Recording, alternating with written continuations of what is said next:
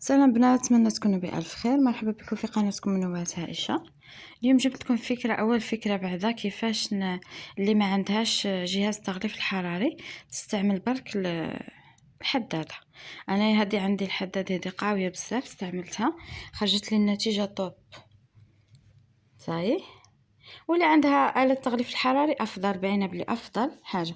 المهم غلفتهم، نصورت لكم انا صورت لكم نموذج واحد اخر، هذاك نموذج تاع التقويم غادي ان شاء الله ثاني ندير لكم عليه فيديو.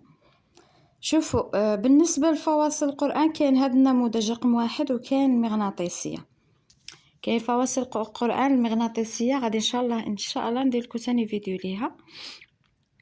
هاد الفواصل كما راكم تشوفوا جاتني 10 حبات في الورقه، جات طويله. اللي حابه دير 15 وحده تجي اقصر معليش. المهم هنا كما راكم تشوفوا الشكل من الامام ومن الخلف كاين الاحزاب، عدد الاحزاب. كي ديرها بالتغليف الحراري تجي روعه، تجي الورقه غليظه وتشد لك اكبر وقت ممكن. انا هنا غادي نقصهم كامل، وغادي ان شاء الله نخلي لكم نموذج في الاخر تاع الفيديو، ونخلي لكم في المنتدى في صندوق الوصف. وهذاك تقويم رمضان كما شفتوا، هذاك لقيت النموذج عجبني، نموذج في تيمو، قلت لي مالا ندير لكم فكره عليه. غادي ثاني تلقوه في صندوق الوصف. هذاك التقويم اللي تشوفوا اسود، هذاك تما ما استعملتش بالتغليف الحراري، بصح عندي نموذج ثاني غادي ثاني ان شاء الله نحطها لكم. شوفوا من الامام والخلف. غادي نحط لكم نموذج في اللون الابيض، عندي الابيض واللون الاسود واللون الموف، اي لون تحبوه راه موجود. المهم هنا يكون القص يكون مليح. كاين كل واحد وكيفاش، كاين اللي يقص ومن بعد يدير التغليف، كاين اللي انا عجبتني هذه الفكره افضل باش ما نقولش نغلف انا بالوحده. غلفتهم كامل مع بعض وبعد ذلك قصيت قعد مليح. بصح كما قلت لكم افضل انكم اللي لقيت الامكانيات وعندها مشاريع كبيره تقتني آلة التغليف الحراري الحديديه افضل. هنايا غادي نكملهم انا كامل، نقصهم كامل. حق كل شيء راه متوفر. اللي بغاتني على اداه القص الالكتروني تاني كاين اداه تنجم تقص لك. دوك الحمد لله كل شيء راه متوفر، وكل واحد والامكانيات تاعه. حنا دائما نتمشوا مع الفئه المبتدئه اللي ما عندهاش ميزانيه كبيره. كما انا ما عنديش ميزانيه برك، استعملت الورق تاع التغليف الحراري، واستعملت المكواة. عندي المكواة نوعيه رفيعه مليحه، استعملتها عطاتني النتيجه روعه. والله ما كنت متوقعه تكون النتيجه كيما هكا، جات تحفه. اول مره نستعمل التغليف الحراري.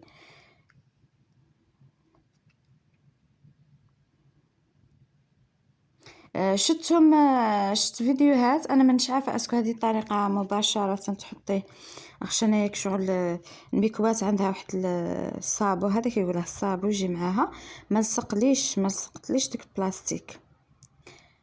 شفت شي ناس يديروا ورق الزبده، كاين اللي يدير قطعه قماش، انا استعملتها مباشره. استعملوا ورق الزبده ولا ديروا باش ما تحرق لكمش الورقه. من الاعلى للاسفل. هنايا تاني هذه آلة الثقب، هذه كل واحد وكيفاش. كاين اللي عندهم آلة، انا لقيت هذه الآلة قدامي تقبت لكم بها. انا من الافضل انك تثقبي بالوحده افضل. هاد الآلة تاع الثقب فيها ثقبين، ثقب منا وتتقبلك ثاني في الجهه المقابله. غادي نثقبهم كامل. راكم عارفين الديكالاج، كاين وين تثقبيها في نفس المكان تاع الثقبه، كاين وين ديكالي منا. المهم بعدا كي نديروا لها الحاشيه، ولا انا ثاني ما استعملتش الحاشيه، عندي الحاشيه الكحله وما بغيتش ندير. هاني تستعملي الحاشيه على حسب ذوقك ولا ذوق الزبونه، ديريها سوداء بيضاء كما حبيت. انا استعملت هنا برك الخيط. واللي بغات تستعمل هذوك لي شوشو يجو روعه. لي شوشو هذوك يجو تحفه، هذوك تاع الخياطه. منش عارفه شحال الثمن تاعهم، صح يجو روعه. بعد ما خدمت هادو شت الفكره تاع المغناطيسيه افضل. ديريها برك في الاعلى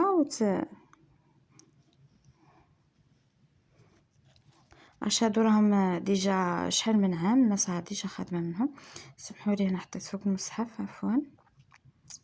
هنا نوريكم تحطيها برك تما، ها. بصح كون كانت مغناطيسيه تجي من الامام والخلف وتثبت لك نيشان مباشره الورق. هذه كبدايه وكفكره مشاريع رمضان. ديك الورقه تخرج لك ما شاء الله. اللي بغات ثاني دير التغليف الحراري عند المكتبه راه متوفر. هذا هو النموذج اللي بغات تامبريميه، وغادي نخليكم في صندوق الوصف المنتدى تامبريموه وخدموا به. ما تنسوش برك تشتركوا في القناه، ضغطوا على الزر الاحمر سبسكرايب او صابوني او اشتراك، تفعلوا الجرس باش يوصلكم اي جديد، ديما مع افكار قناه منوعات عائشه على اليوتيوب، فيسبوك، انستغرام وتيك توك. إلى اللقاء في فيديو آخر إن شاء الله. تحياتي، منوعات عائشة.